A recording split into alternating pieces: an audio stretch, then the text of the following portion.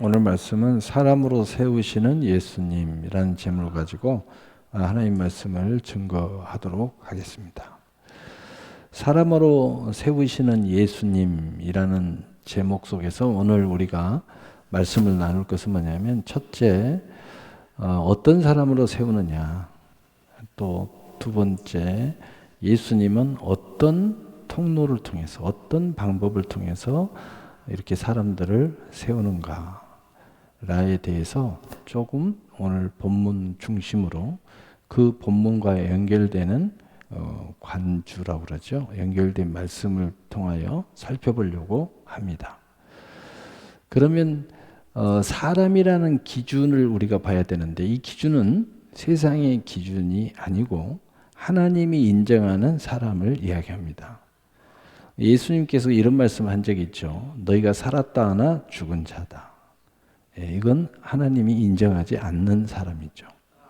세상에서는 인정을 해줘요. 이 사람 사람이야 라고 말하지만 예수님은 아니야, 죽었다, 이렇게 이야기하죠.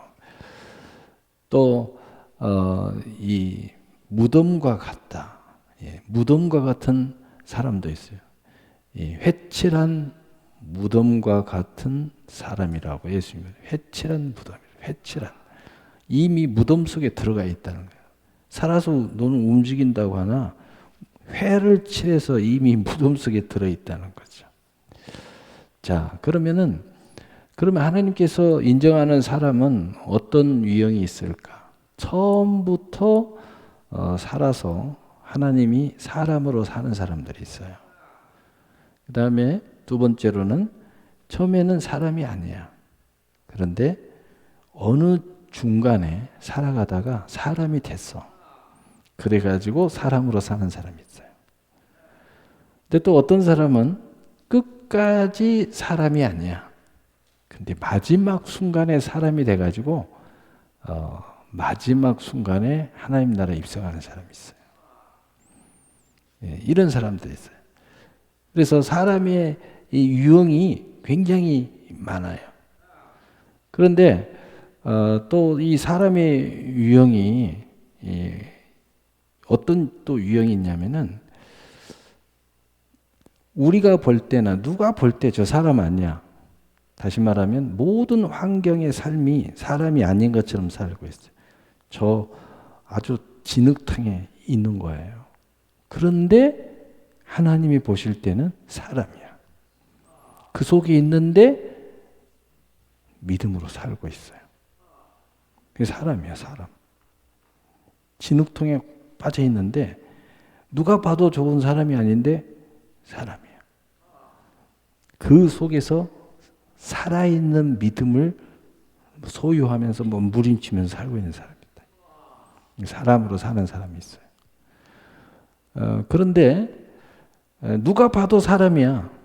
누가 봐도 다 교회도 다니고 해. 근데 하나님이 사람 아니라는 사람이 있어요. 누가 봐도 사람인데 하나님은 아니야. 대표적인 사람이 성경에 뭐라고 했죠? 사탄의 회. 사탄의 회. 이 독사의 자식들아, 내게서 떠나가라. 이 사람도 거룩한 옷 입고 있고 하나님 말씀 머리에다 이고 다니고요, 목에다 메고 다닙니다. 다 그 사람들이 그렇다는 게 아니라 그런 사람인데도 사람이 아닌 사람이 있다 하는 거예요. 여러분, 이런 유형을 우리가 분석을 하면 끝도 갓도 없어요. 중요한 것은 뭐냐? 핵심은 하나님이 인정하는 사람. 저도 사람인데요, 아무리 내가 사람이라고 주장을 해도 하나님이 인정하는 사람. 여러분, 개를 키워보면 요즘 그 개를 사람하고 똑같이 이렇게 키우다 보니까 이 개들이요, 사람인 줄 아는 개가 굉장히 많습니다. 사람인 줄 알아요. 그리고 똑같이 대접받으려고 하고요, 똑같이 앉으려고 하고요, 똑같이 사랑 안 해주면 아주 난리가 납니다. 난리가 나. 개가 개인 줄 몰라. 사람인 줄 알아. 그게 왜 그래요? 사람처럼 키우니까. 그런데 하나님이 인정하는데 우리의 모습들이 다양한 모습이 있는데 더 놀라운 사실이 있는데 우리가 태어나기 전에 하나님은 다 알고 사람이냐 아니냐 결론은 구원받았냐 구원받지 않았냐의 기록이 끝났다. 무시무시하죠? 그 기록이 이미 끝났다. 이거에 대한 답이 없는 사람은요, 성경 열심히 읽어요. 성경에 아주 무수한 구절들이 많이 있어요. 로마서도 있고, 또 이번 주에 우리 한정희 목사님 설교할 때 그 말씀 딱 띄워놓고 이미 우리의 형질이 이 땅에서 생성되기 전에 하나님은 기록해 놨다. 기억나죠? 네. 자, 사람으로 세우시는 예수님. 그런데 예수님이 사람으로 세우시는데 오늘 핵심 단어가 있어요. 모퉁이 돌이라는 단어가 있어요.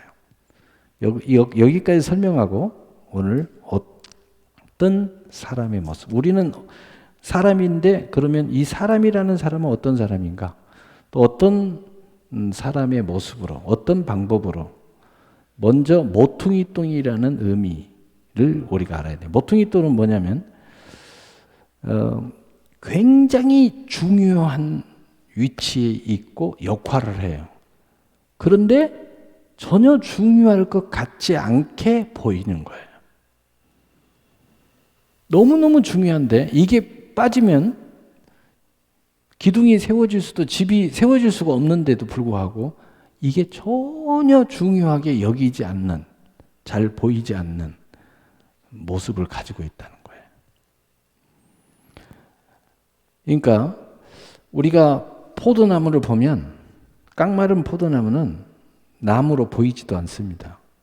그런데 포도가 열매를 쫙 맺으면 포도나무를 볼 때 포도를 보지 않고 포도 열매인 포도만 봅니다. 왜냐하면 나무는 눈이 안 보여요. 너무 보잘것이 없어가지고. 그래가지고 그 열매가 없을 때 그 포도나무를 보잖아요. 죽은 나무 같아. 한번 진짜 여러분 포도나무를 안 보신 분은 가서 한번 보세요. 포도나무 열매가 없을 때 한번 가서 보셔요. 이게 죽은 나무처럼 보여요. 근데 포도 열매가 잔뜩 맺어 있잖아요. 그럼 포도나무가 어디 있어? 그러면 그 나무를 지적하는 사람 별로 없어요. 열매만 지적합니다. 포도나무 여기 있구만. 그래요. 그 열매를 막 풍성하게 달고 있어요. 열매만 보여요. 열매만. 저게 포도나무라고 이야기해요. 저게 포도나무라고. 그래서 예수님은 참 포도나무인데 참 포도나무가 너무 중요한데 그 참 포도나무는 중요한 줄 아는 사람만 아는 거예요. 믿는 사람만 믿는 거예요. 영접하는 사람만 영접하는 거예요. 그런데 다른 사람이 볼 때는 그게 안 보여요. 뭔만 보여요? 그 가지하고 열매만 보이는 거예요. 바로 예수님의 모퉁이 돌이라는 것은 그 역할을 하는 거예요. 그러면 우리가 예수님은 모퉁이 돌이 되시고 그 다음에 오늘 본문에 보니까 오늘 본문 봅시다. 너희는 사도들과 선지자들의 터 위에 세우심을 입은 자라. 그리스도 예수께서 친히 모퉁이 돌이 되셨느니라. 실제는 예수님이 다 세우고 있는데 그런데 우리는 사도들과 선지자들에 의해서 세운다고 생각을 하는 거예요. 근데 실제로 그런 통로를 통해서 세워가는 하나님이 방법을 사용하세요. 여러분이 뭐 기도를 통해서 여러분 스스로 막 다 그렇게 여겨지는 거예요. 그러니까 예수님의 모퉁이 돌이라는 의미, 그 예수님의 진정한 은혜를 모르는 사람은 전부 다 내가 했다고 하거나 누군가의 사도 역할이나 선지자들의 역할을 한 사람의 은혜라고 생각하는 거예요. 근데 실제로 가장 중요한 것은 모퉁이 돌이라는 거예요. 예수님이라는 거죠. 그래서 예수님이 길이요, 진리요, 생명이라는 거예요. 그래서 실제 성경의 사도들, 실제 선지자들, 그리고 실제 뭔가 역할을 한 사람들은 정작 그 사람들은 모든 영광 주께 이렇게 한단 말이에요. 모든 영광 주님이, 모든 영광 주님께. 그러니까 그런데 우리들은 그 깊은 예수님의 진정한 은혜의 체험, 정말 예수님의 어떤 그 스토리, 그 히스토리 안에 나의 스토리가 함께 버물러지지 않으면 모르는 거예요. 그래서 이걸 모르는 사람들은 누구한테 매달려요? 사도들한테 매달려요. 누구한테 매달려요? 선지자들한테 매달려요. 누구한테 매달려요? 권세자들한테 매달려요. 누구한테 매달려요? 모든 통로들한테 매달리는 거예요. 그러면서 원망 불평도 누구한테 해요? 선지자한테 합니다. 사도들한테 합니다. 또 누군가가 나를 도와줘야 되는데 안 도와줬다고 권세자들한테 합니다. 또 심지어는 어떤 자식들은 부모 원망하고 불평합니다. 여러분 오늘 알아야 될 게 있어요. 여러분들을 세우는 사람은 예수님이에요. 여러분을 축복하는 것은 모퉁이 돌이에요. 사도와 선지자들은 통로일 뿐이에요. 어떻게 보면 실제적으로 아무 권한이 없어요. 종이에요, 종. 종 원망한다고 될 문제가 아닙니다. 부모 원망한다고 될 문제 아니야. 여러분들이 오늘 예수님에게 축복을 받아야 돼. 이걸 알아야 된다는 거예요. 이걸 모르니까 부모 잘못 만나서 우리 부모가 가난해서 막 엉뚱한 소리를 하는 거예요. 내가 볼 때는 다 지 탓이구만. 내가 보니까 다 지 탓이야. 이쁜 짓을 안 해가지고 공부를 열심히 안 해가지고 현실적인 이야기를 하다 보면 끝도 같도 없어요. 그러나 정작 중요한 것은 뭐냐? 모퉁이 돌이다. 정작 중요한 건 뭐냐? 참 포도나무. 무슨 가지가 무슨 참 포도나무. 너희가 나를 떠나서는 아무것도 할 수 없고 아무 열매도 맺을 수 없고 너희는 말라지느니라. 그냥 인생이 꽝 돼버린다는 거예요.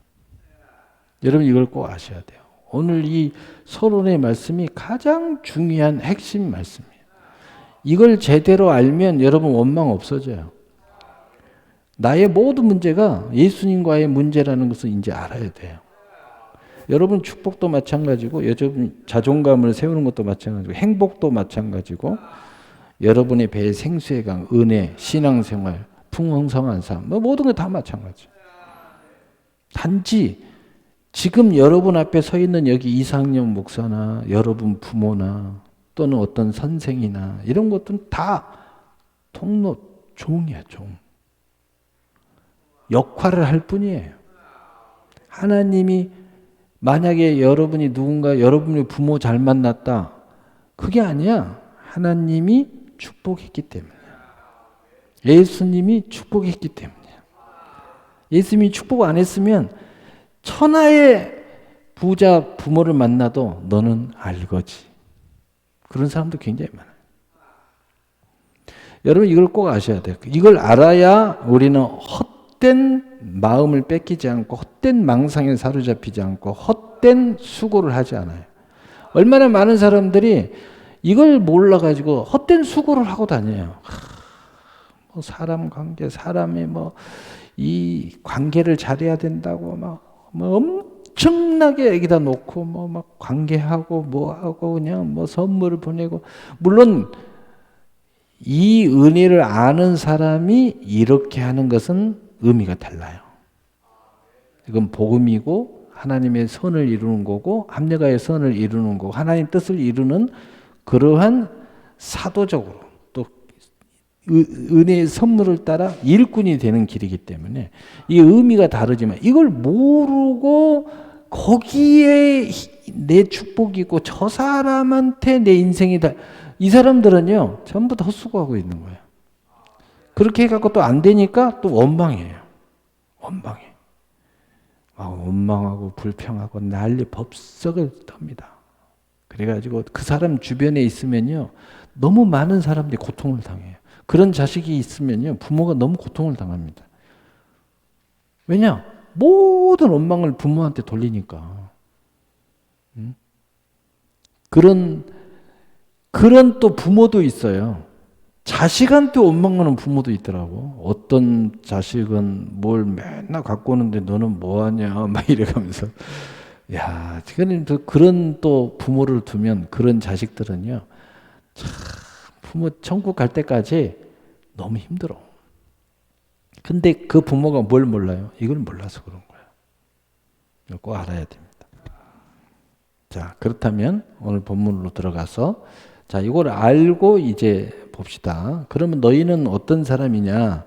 에베소서 2장 19절에 그러므로 이제부터 너희는 외인이 아니요 나그네도 아니요 오직 성도들과 동일한 시민이요 하나님의 권속이라. 자, 우리는 현실적으로 새나라교회 성도입니다.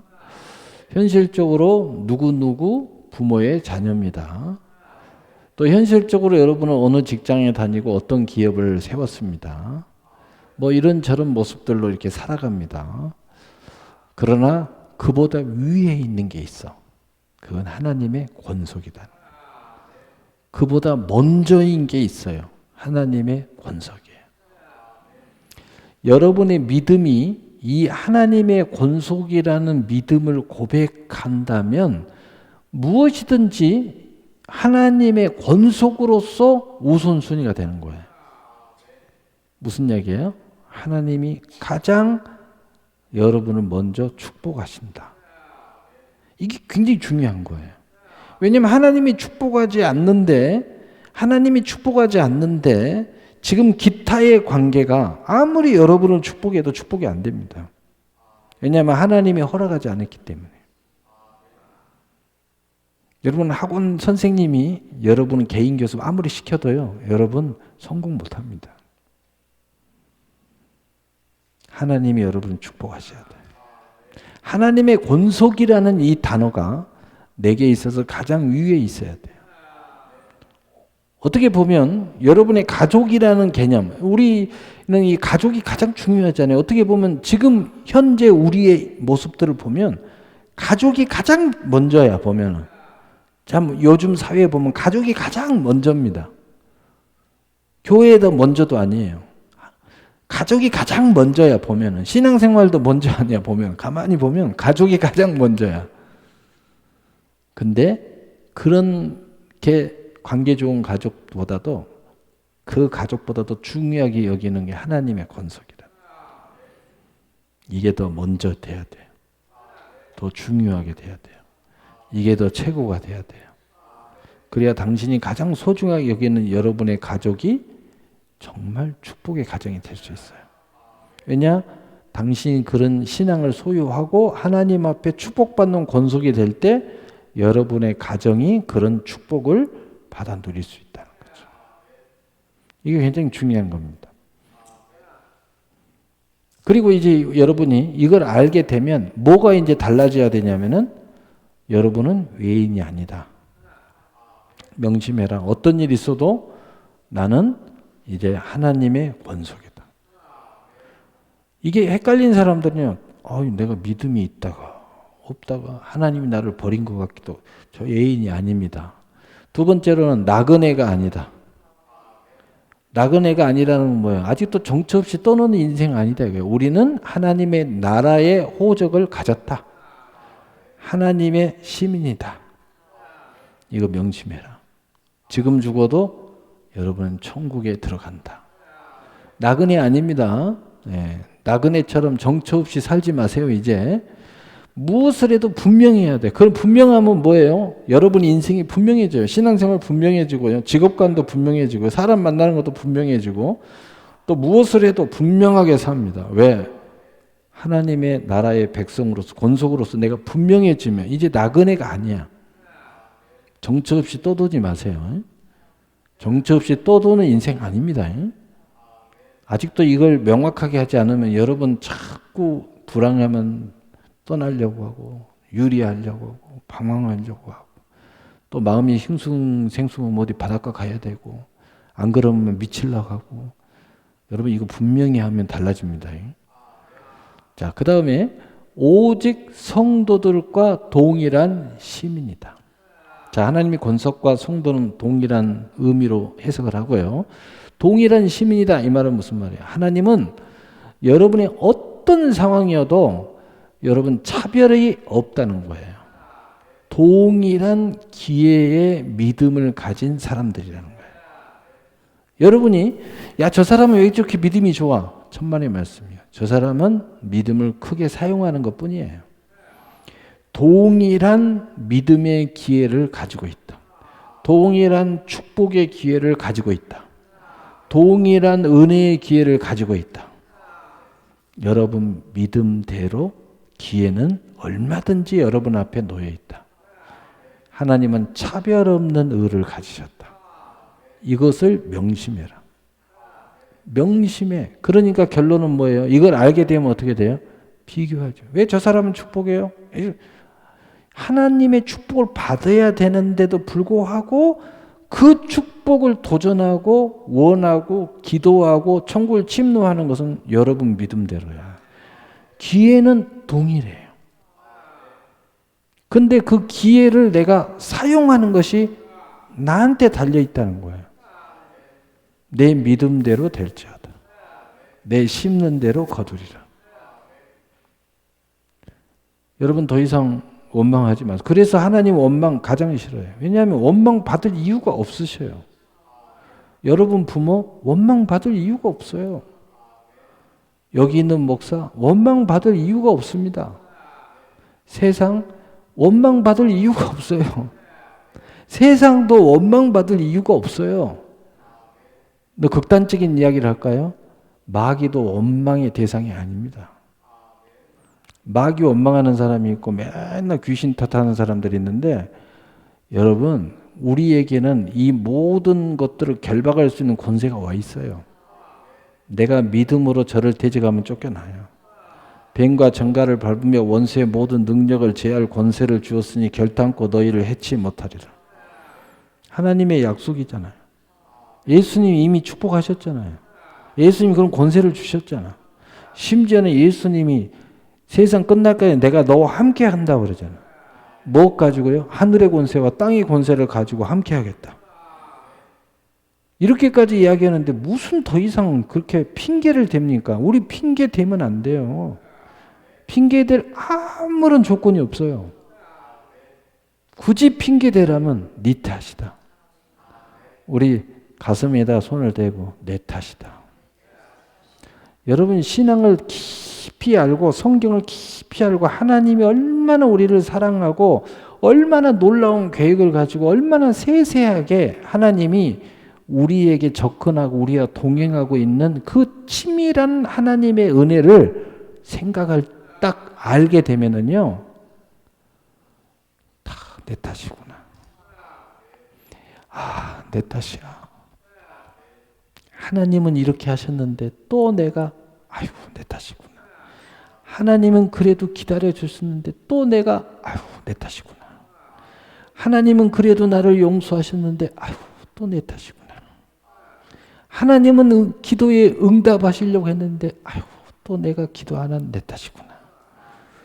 내 탓이에요. 하나님이 얼마나 치밀하신 줄 알아요? 여러분 성경을 안 읽어서 몰라요. 읽으면 읽을수록 하나님이 야 이렇게 너무너무 깊은 치밀하게 계획하셨구나. 우리가 요만한 원망 하나 못하도록 만들어놨구나. 심지어는요 예수 안 믿는 사람들조차도 지옥 가는 사람들조차 로마서 1장에 뭐라고 써요? 너희들이 핑계치 못할 것이다. 예수의 믿음이 없어가지고 지옥에 간 사람들조차도 너희들은 핑계치 못할 것이다. 핑계를 도저히 할 수 없도록 하나님이 다 치밀하게 만들어놨다. 여러분 우리가 이것을 알아야 돼요. 마태복음 28장 18절에서 20절 예수께서 나와 말씀하여 이르시되 하늘과 땅의 모든 권세를 내게 주셨으니 그러므로 너희는 가서 모든 족속으로 제자를 삼아 아버지와 아들과 성령의 이름으로 세례를 베풀고 내가 너희에게 분부한 모든 것을 가르쳐 지키게 하라. 볼지어다 내가 세상 끝날까지 너희와 항상 함께 있으리라. 예수님의 마지막 그 유언적 명령인데 이 명령 안에도 들어있어요. 자, 예수님이 하늘의 권세와 땅의 권세로 천국에 올 때까지 함께 동행하겠다. 약속해 주셨어요. 우리가 이걸 믿어야 돼요. 그리고 우리는 어떻게 세움을 받아요? 우리가 세움을 받고 그 은혜의 선물을 따라 일하는 일꾼들 중에 사도도 있고 선지자도 있고 집사님도 있고 권사님도 있고 부모님도 있고 심지어는 사장님도 있고 심지어는 알 수 없는 조금의 전도자들도 있고 정말 모르는 중보 기도자들도 무수히 많아요. 여러분은 모르는데 그들의 기도를 받고 있는 경우도 있어요. 왜냐? 그들이 구체적으로 여러분이 기도를 안 하지만 한국 교회를 위해서 기도하는 사람 너무 많거든요. 한국 성도들을 위해서 기도하는 사람 너무 많거든요. 또 여러분 구체적으로 모르지만 예수 믿는데 공무원들을 위해서 기도하는 사람 너무 많아요. 너무 많습니다. 그들의 기도를 받고 있다는 걸 아셔야 돼요.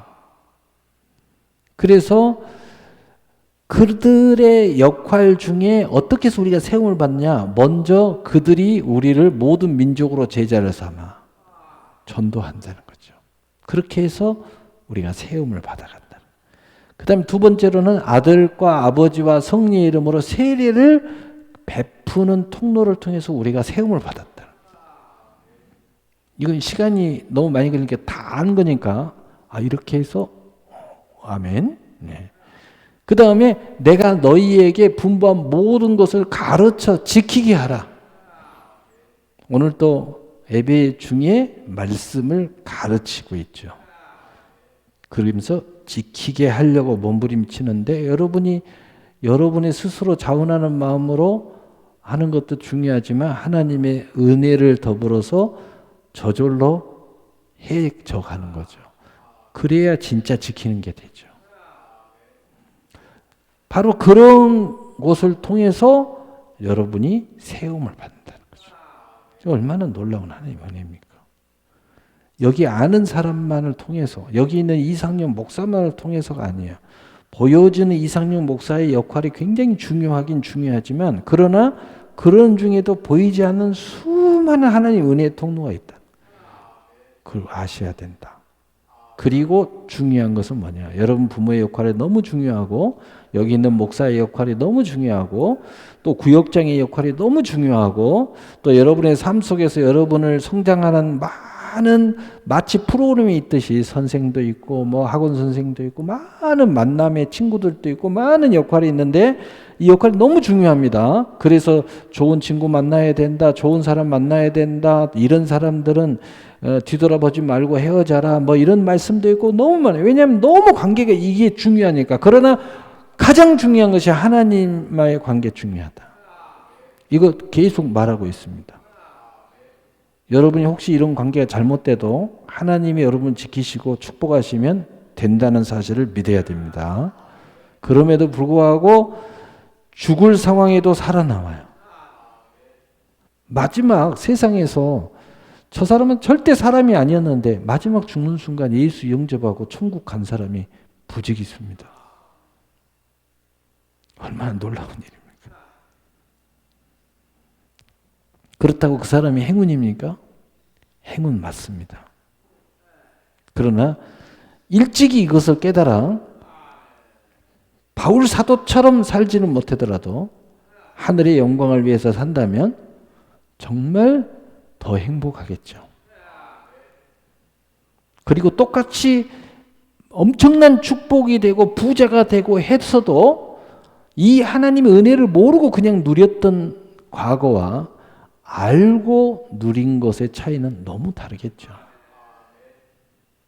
그 삶의 윤택함, 영혼의 윤택함이 완전히 다르죠. 이걸 아직도 모르고 하나님의 은혜를 누리면서도 원망하고 누리면서도 불평하고 이렇게 살다가 나중에 알아가지고 울며 불며 하나님 앞에 감사하고 그리고 그 통로로 되어졌던 내 부모를 효도하려고 하는데 내 부모가 죽고 없어. 너무 안타깝죠.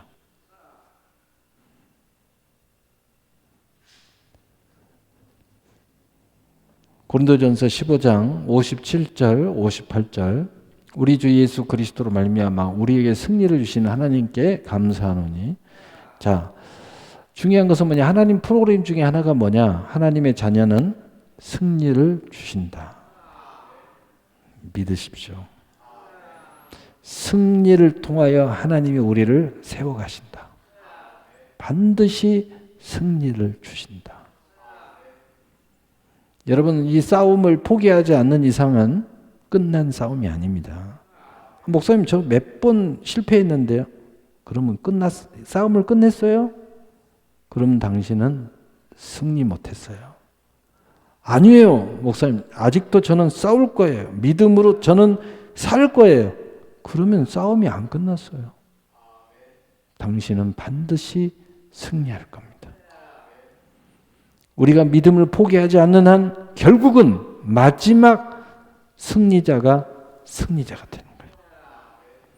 다 마찬가지예요. 뭔가 되고 뭔가 성공하는 사람도 보세요. 포기하지 않는 사람은 결국 성공하는 거예요.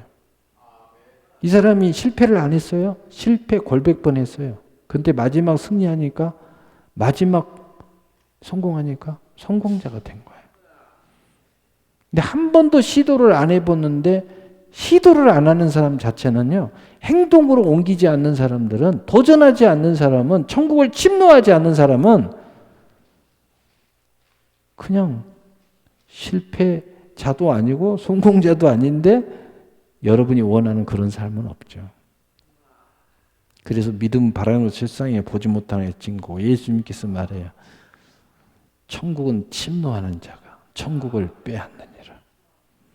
그러므로 내 사랑하는 형제들아, 건실하며 흔들리지 말며 항상 주의 일에 더욱 힘쓰는 자들이 되라. 왜 우리는 흔들리지 않고 힘쓰는 자들이 돼요? 제일 위에 하나님이 계십니다. 그 다음에 주의 권속이 있어요. 그 다음에 이 밑에 종도 있고 부모도 있고 나의 모든 활동도 있고 노력도 있고 수고도 있어요. 그러나 제일 위에 따라 내 운명이 달라져요. 우리는 이걸 알고 있어요. 이미 우리 형질이 생기기 전에 이미 하나님이 우리의 기록을 끝냈다니까. 근데 그 기록을 끝냈는데 그 하나님의 약속이 여전히 살아있어. 그러니 흔들릴 이유가 없죠. 왜 흔들려요? 이럴까 저럴까. 하나님을 믿지 못하면 흔들리는 거예요. 여러분 반드시 하나님이 여러분을 축복하실 것을 믿으시면 흔들리지 않아요. 그리고 더욱 힘쓰는 자리 되게 돼 있어요. 왜? 힘쓴 만큼 30배가 될 수도 있고 60배가 될 수도 있고 100배가. 반드시 거두긴 거두는데 나는 내가 30배가 될 거냐 60배가 될 거냐 100배가 될 거냐 하는 것은 내가 힘을 얼마나 쓰느냐에 따라 다른 거예요. 내가 힘을 얼마나 쓰느냐. 여러분 밥을 하나 먹는데도 내가 숟가락질을 몇 번 하느냐에 따라서 내 몸에 들어오는 게 달라져요. 밥상 차린 것은 똑같아요. 똑같잖아요. 근데 내가 숟가락질을 몇 번 하느냐에 달라져요. 제가 헬스클럽 가보면은 똑같이 헬스클럽 와요. 똑같이 옷 입고 뒤에 빨간 옷에다가 딱 이름도 박혀 있고 똑같이 오는데 어떤 사람은 헬스클럽 올라오고 어떤 사람은요 저기 목욕탕으로 바로 가고요. 어떤 사람은 찜질방으로 들어가요. 어떤 사람은 헬스클럽으로 가서 열심히 운동하고 그리고 다시 찜질방도 가고 그 다음에 다시 사우나도 가고 똑같은 조건이고 똑같이 돈을 지불하고 똑같은 특권을 가지고 있는데 사용이 달라요. 그 결과는 너무 차이가 있겠죠. 그것이 한 달이 되고 두 달이 되고 세 달이 되고 5달이 되고 1년이 되면요 완전히 달라져요. 완전히 달라져요. 우리 준호가 처음에 운동을 할 때 애기가 깔짝깔짝하는 거예요. 지는 아이고 아직 멀었다. 근육도 애기 근육. 그런데 제가 이야기했어요. 이게 쌓이고 쌓여야 된다. 꾸준히 변함없이 쌓이다 보면 어느 순간에 지금 이 사람들처럼 몸을 너도 가지게 될 거다. 하루아침에 되는 건 없다. 너 이 사람처럼 보디빌더 이렇게 해봐. 아우, 저는 그런 거 안 해요. 왜냐하면 지금 당장 만들려면 도저히 가망이 없거든. 제가 그 이야기 했어요. 앞으로 몇 년이 지나고 네가 청년이 되면, 대학생이 되면 나도 할 수 있어. 이 말이 나올 거다. 근데 지금은 할 수 있다는 말이 나와요. 왜냐하면 사람은 성장하게 되잖아요. 그럼 생각도 달라지고요. 도전도 달라지고 스케일도 달라지고 그릇도 달라져요. 지식도 달라져요. 경험도 달라져요. 그러니까 완전히 지금 현재의 생각과 10년 뒤의 생각은 사람이 전혀 다른 사람이 돼 있어요. 그런데 어떤 사람은 더 큰 사람, 축복의 사람이 돼 있는가 하면 어떤 사람은 더 망쳐져 가지고요. 더 못난 사람이 돼 있을 수도 있겠죠. 왜냐하면 나를 계속 망치고 있다면 10년 동안 이 사람은 자기를 망치고만 살았어. 이 사람은 자기를 계속 성장시키면서 살았어. 완전히 다르겠죠. 신앙도 똑같다는 거예요.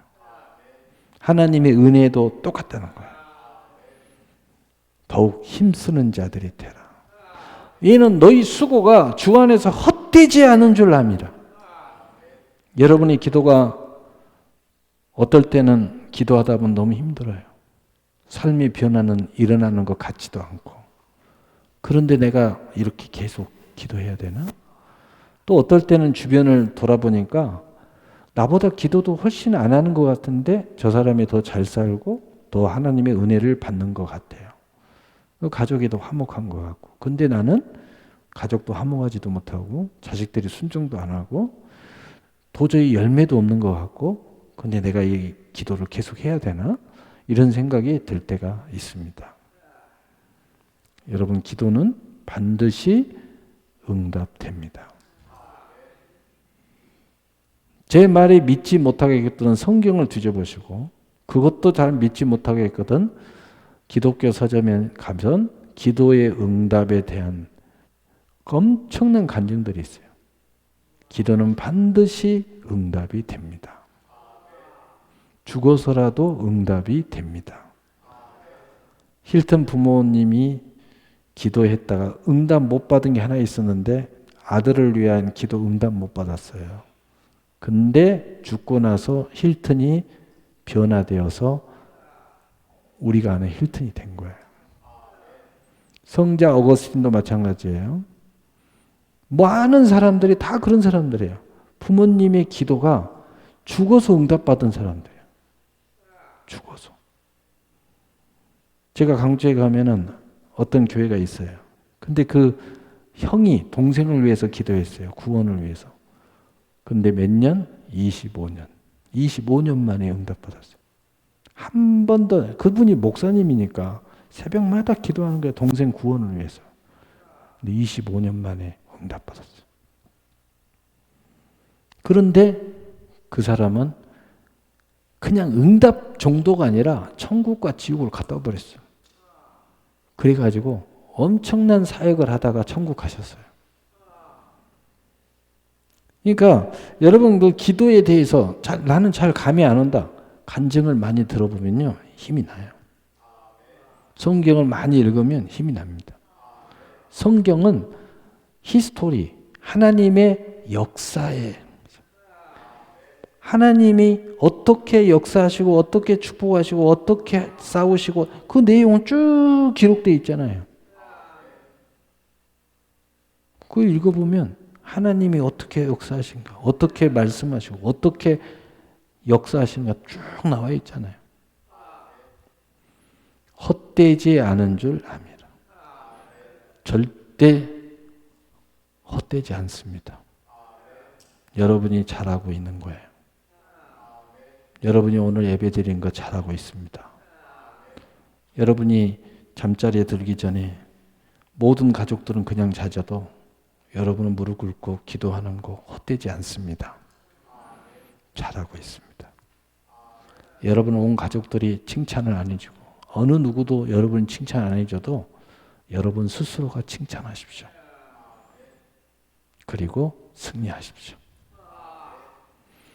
세우심을 입은 자가 그리스도 예수께서 친히 모퉁이돌이 되셨느니라. 에베소서 2장 21절에 그 안에서 건물마다 서로 연결하여 주 안에서 성전이 되어가고. 어떻게 우리를 또 세워가는 거예요? 예수님 안에서 우리를 세우는 거예요. 그러면서 건물마다 서로 연결한다. 이 건물이라는 것이 사람과의 관계 속에서라는 경우도 있고 교회와의 관계 속에서도 있고 우리 인생의 수많은 우여곡절을 겪는 우리의 삶 안에의 관계일 수도 있어요.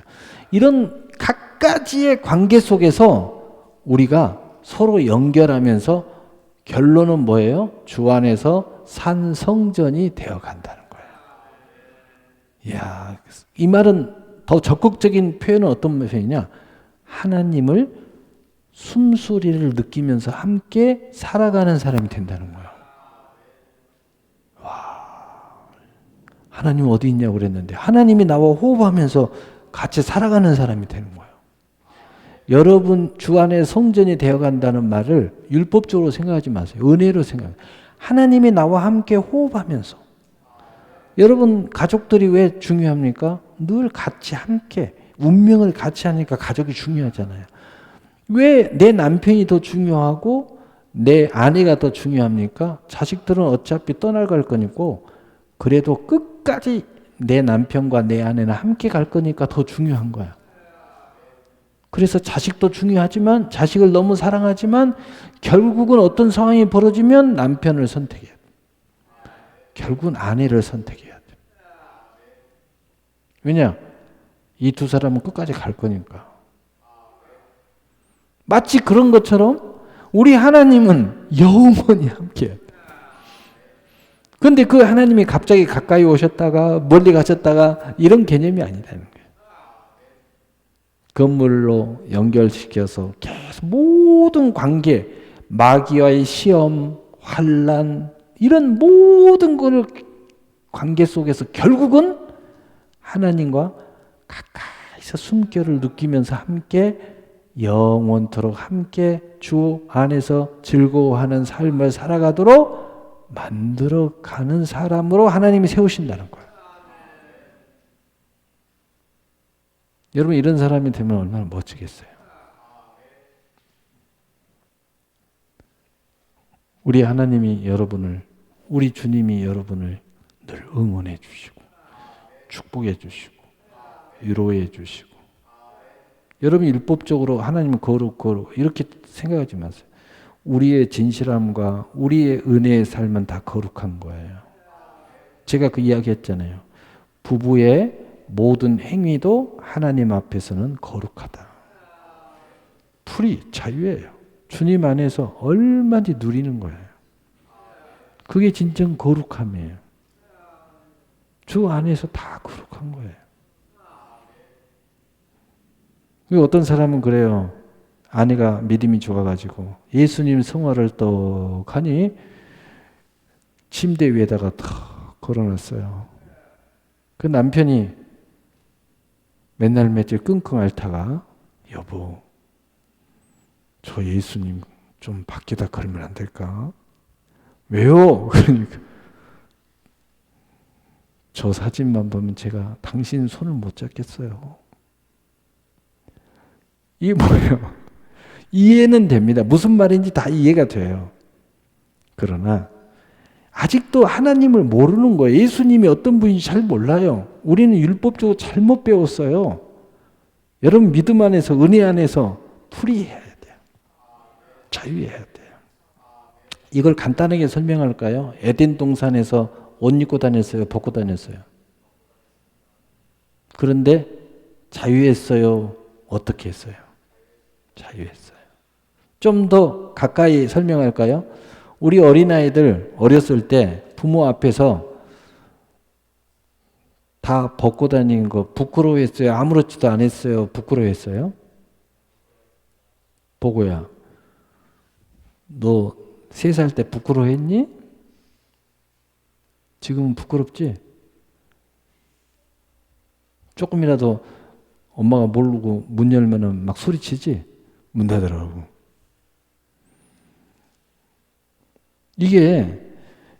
이걸 놓고 딱 설명하면요, 금방 알 수 있어요. 하나님의 자유와 거룩함과 그 기묘함이 무엇인지 알 수 있어요. 여러분, 우리가 그 은혜 안에서, 하나님의 믿음 안에서, 정상적인 구별 안에서 거룩함을 이해하셔야 돼요. 이것을 자칫 잘못하면 이 거룩함의 선을 붕괴시키면서 이것을 주장하면서 죄를 먹고 살게 만드는 이단과 사이비들과 구별해야 됩니다. 거룩한 것이 구별하면서 우리는 하나님께서 허락하시는 것들을 지켜주는, 서로가 지켜줄 줄 아는 그것이 있을 때 우리는 다양한 사랑을 소유할 수 있다. 이게 무너지면 이건 거룩함이 아니다. 이건 자유가 아니다. 방탕이다. 타락이다. 라고 설명했습니다. 자, 에베소서 2장 22절, 너희도 성령 안에서 하나님이 거하실 초소가 되기 위하여 예수 안에서 함께 지어져 가느니라. 자, 두 번 또 하나의 예수님이 성령 안에서 우리를 세워간다는 거예요. 그래서 성령님이 우리한테 굉장히 중요한 거예요. 그래서 성경에 성령을 소멸하지 마라. 성령을 소멸하면 안 돼요. 그래서 늘 성령의 감동과 감화의 역사를 우리가 읽어내면서 가야 돼요. 그 안에서, 성령 안에서 하나님 거하실 처소가 되기 위하여 예수님과 함께 지어져 가느니라. 이 감동과 감화와 이 모든 역사가 우리가 민감해져야 된다. 이걸 무시하면 안 된다는 거죠. 근데 우리가 함께 이렇게 세워져 가면 이게 민감해져요. 민감해집니다. 아, 배고파. 목사님, 그만 시간이, 시계 안 보입니까? 이제 봤습니다. 시계 벌써 저렇게 됐네요. 네. 이제 시계가 지금 들어왔어요. 내 눈에. 설교를 하다 보니까 못 봤는데, 시간이 이렇게 됐군요. 마무리하겠어요. 베드로전서 2장 9절 10절. 그러나 너희는 택하신 족속이요 왕 같은 제사장이요 거룩한 나라요 그의 소유된 백성이니 이는 너희를 어두운 데서 불러내어 그의 기이한 빛에 들어가게 하시니 아름다운 덕을 선포하게 하려 하심이라. 너희가 전에는 백성이 아니었더니 이제는 하나님의 백성이요 전에는 긍휼을 얻지 못하였더니 이제는 긍휼을 얻는 자니라. 자, 먼저 우리가 이제 결론입니다. 결론이에요. 예수님은 어떻게 우리를 세우시냐, 우리에게 어떤 약속을 주셨느냐. 전에는 백성이 아니었는데 이제 하나님 백성이라는 거예요. 이거 명심하세요. 이것은 아니었다가 기었다가 아니었다가 기었다가 이거 없어요. 한 번 하나님 백성은 영원한 백성입니다. 절대 속으면 안 돼요. 절대 헷갈리면 안 됩니다. 그 다음에 두 번째 뭐예요? 전에는 긍휼을 얻지 못했더니 이제는 긍휼을 얻는 자니라. 어떤 상황이 돼도 이제는 하나님이 여러분을 긍휼히 여기시는, 미쁘시게 여기시는, 다시 아주 말씀으로 똑 떨어지게 말하면 예수 안에 결코 정죄함이 없는 사람이다. 이걸 꼭 명심하세요. 마귀가 아무리 참소해도 그게 먹히지 않아요. 하나님은, 자, 이거하고 똑같아요. 여러분이 아무리, 좀 극단적으로 표현할게요. 여러분이 아무리 나쁜 짓을 하고 정말 말할 수 없는 어떤 짓을 해도 하나님은 그 죄는 미워해요. 그러나 여전히 여러분은 하나님의 자녀다. 여전히 하나님이 여러분을 사랑하신다. 그래서 아까 뭐라고 그랬죠? 우리는 무조건 승리한다고 그랬죠? 아무리 여러분이 철면 피고 어떻게 와서 해도 여러분은 회개하고 승리합니다. 하나님 여러분 너무 사랑하십니다. 여러분이 어떤 뭔가 상처가 있고 회개가 안 일어나려고 하고 도저히 나는 이제 안 돼 막 이렇게 해도 하나님의 사랑이 너무 커서 결국 무릎 꿇고 회개하고 돌아오는 거예요. 결국 승리하게 돼 있다는 거예요. 그래서 이걸 어떻게 표현했어요? 어두운 데서 불러내요. 그 기이한 빛의, 이 기이한 빛의 틀.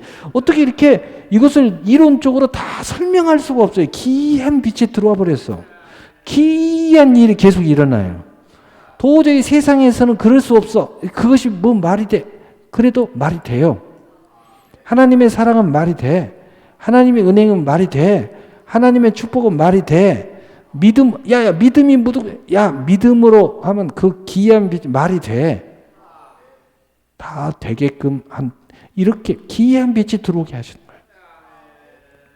그래서 하나님의 역사를 뭐라고 표현해요? 기묘하다. 우리에게 뭘 줬다고 그랬어요? 심히 기묘한. 심히 기이하게 우리를 창조해놨다. 여러분 이걸 우리가 알아야 돼요. 우리가 하나님이 어떤 분인 줄 알고 우리가 어떤 사람으로 예수님이 우리를 세웠다는 걸 알기만 해도 우리 인생이 달라집니다. 믿음이 막 갑자기 불처럼 뜨거워져요. 어떤 일이 있어도 어떻게처럼 일어나요. 어떤 일이 있어도 뒤로 물러나지 않습니다. 어떤 일이 있어도 믿음으로 고백합니다. 믿음으로 선포하고 승리를 선포하고 승리를 바라보고 앞으로 달려갑니다. 내 가슴이 불이 꺼지는 것 같아도 이걸 다시 생각하면 하나님이 어떤 분을 생각하면 내가 어떤 존재인 줄을 생각하면 갑자기 뜨거운 열정이 일어나요. 여러분 이런 축복의 사람으로 우리 예수님이 이 심히 기이한 사람으로 우리를 세우시고 계신다는 사실을 믿기만 해도 놀라운 일이 일어났다. 이런 존재가 여러분이라는 것을 아시기를 예수님 이름으로 축복합니다. 아멘. 우리 기도하겠습니다.